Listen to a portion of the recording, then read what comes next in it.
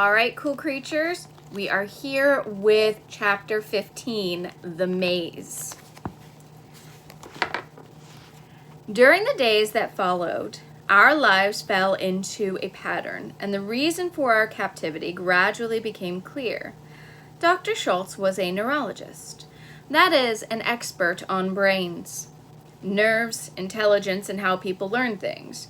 He hoped by experimenting on us to find out whether certain injections could help us to learn more and faster.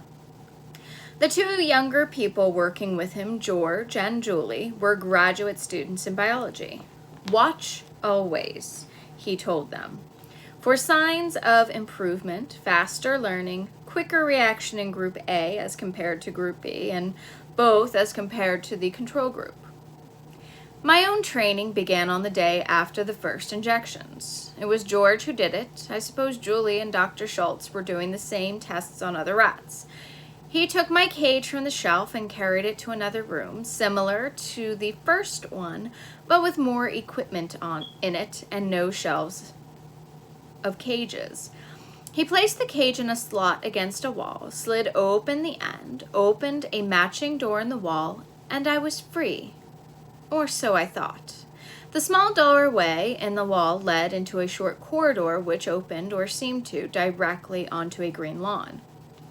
I could see it clearly, and behind it some bushes, and behind them a street, all outdoors and nothing but air between me and them. Furthermore, I could smell the fresh outdoor breeze blowing in. Were they letting me go? I made a dash toward the open end of the corridor and then jumped back. I could not go on. About 2 feet from my cage, still open behind me, there was something dreadfully wrong with the floor.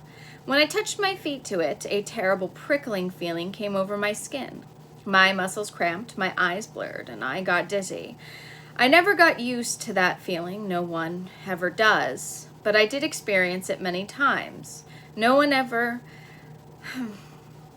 and eventually learned that it was electric shock. It is not exactly a pain, but it is unbearable. Yet, I was in a frenzy to reach that open lawn, to run for the bushes, to get away from the cage. I tried again and jumped back again. No use. Then I saw leading off to the left another corridor. I had not noticed it at first because I had been looking so eagerly at the open end of the one I was in. The second one seemed to stop about 5 feet away in a blank wall where there was a light there. It must turn a corner. I ran down it, cautiously not trusting the floor. At the end, it turned right, and there was a lawn again. Another opening. I got closer that time, then, just as I thought I was going to make it, another shock. I pulled back and saw that there was still another corridor leading off to the right. Again I ran, again I saw the open escape hole, and again I was stopped by shock. This was repeated over and over, yet each time I seemed to get a little closer to freedom. But when finally I reached it and the grass was only a step away, a wire wall snapped down in front of me, another behind me, the ceiling opened up above me, and a gloved hand reached in and picked me up. A voice said, 4 minutes, 37 seconds. It was George. I had, after all my running through the corridors, emerged into a trap only a few feet away from where I had started. And through a concealed opening up above, George had been watching everything I did.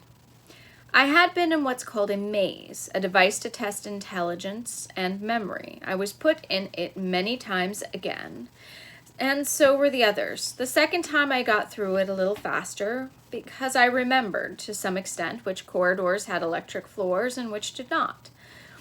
The third time I was faster still, and after each trial George, or sometimes Julie, sometimes Dr. Schultz, would write down how long it took. You might ask, why would I bother to run through it at all if I knew it was only a trick? The answer is I couldn't help it. When you've lived in a cage, you can't bear not to run, even if what you're running toward is an illusion. There were more injections and other kinds of tests, and some of these were more important than the maze, because the maze was designed only to find out how quickly we could learn, while some of the others actually taught us things, or at least led up to actual teaching. One was what Dr. Schultz called shape recognition. We would be put into a small room with 3 doors leading out, one round, one square, and one triangular. These doors were on hinges with springs that held them shut, but they were easy to push open, and each door led into another room with 3 more doors like the first. But the trick was this: if you went through the wrong door, the room you entered had an electric floor, and you got a shock. So you had to learn. In the first room, you used the round door, second room triangle, and so on. All of these activities helped us to pass the time, and the weeks went by quickly. But they did not lessen our longing to get away. I wished for my old home in the storm sewer. I wished I could see my mother and father and run with my brother to the marketplace. I know all the others felt the same way, yet it seemed a hopeless thing. Still, there was one rat who decided to try it anyway. He was a young rat, probably the youngest of all that had been caught, and by chance he was in the cage next to mine. I might mention that, like Jenner and me, he was in the group Dr. Schultz called A. His name was Justin. It was late one night that I heard him calling to me, speaking softly, round the wooden partition between our cages. Those partitions generally kept all of us from getting to know each other as well as we might have done, and discouraged us from talking much to one another. It was quite hard to hear around them, and of course, you could never see the one you were talking to. I think Dr. Schultz had purposefully made them of some soundproof material, but you could hear if you and your neighbor got in the corners of the cages nearest each other and spoke through the wire front. "Nicodemus." "Yes?" I went over to the corner. "How long have we been here?" "You mean since the beginning? Since we were caught?" "Yes." "I don't know. Several months, I think, but I have no way to keep track." "I know. I don't either." "Do you suppose it's winter outside?" "Probably, or late fall." "It will be cold." "But not in here." "No, but I'm going to try to get out." "Get out? But how?" "Your cage is shut. Tomorrow we get injections, so they'll open it. When they do, I'm going to run." "Run where?" "I don't know. At least I'll get a look around. There might be some way out." "What can I lose?" "You might get hurt." "I don't think so. Anyway, they won't hurt me." By they, he meant Dr. Schultz and the other 2. He added confidently, "All those shots, all the time they've spent, we're too valuable to them now. They'll be careful." That idea had not occurred to me before, but when I thought about it, I decided he was right. Dr. Schultz and Julie and George had spent most of their hours with us for months. They could not afford to let any harm come to us. On the other hand, neither could they afford to let any of us escape. Justin made his attempt the next morning, and it did cause a certain amount of excitement, but not at all what we expected. It was Julie who opened Justin's cage with a hypodermic in her hand. Justin was out with a mighty leap, hit the floor about 4 feet down, with a thump, shook himself and ran, disappearing from my view, heading toward the other end of the room. Julie seemed not at all alarmed. She calmly placed the needle on the shelf, then walked to the door of the laboratory and pushed a button on the wall near it. A red light came on over the door. She picked up a notebook and a pencil from a desk near the door and followed Justin out of my sight. A few minutes later, Dr. Schultz and George entered. They opened the door cautiously and closed it behind them. "The outer door is shut too," said Dr. Schultz. "Where is it?" "Down here," said Julie, inspecting the air ducts. "Really? Which one is it?" "It's one of the group A, just as you expected. Number 9. I'm keeping notes." Obviously, the red light was some kind of warning signal, both outside the door and in. "Laboratory animals at large," it said. And not only had Dr. Schultz known one of us was out, but he had expected it to happen. A few days sooner than I thought, he was saying, "That's so much the better. Do you realize?" "Look," said Julie. "He's doing the whole baseboard, but he's studying the windows too. See how he steps back to look up." "Of course," said Dr. Schultz, "and at the same time he's watching us too. Can't you see?"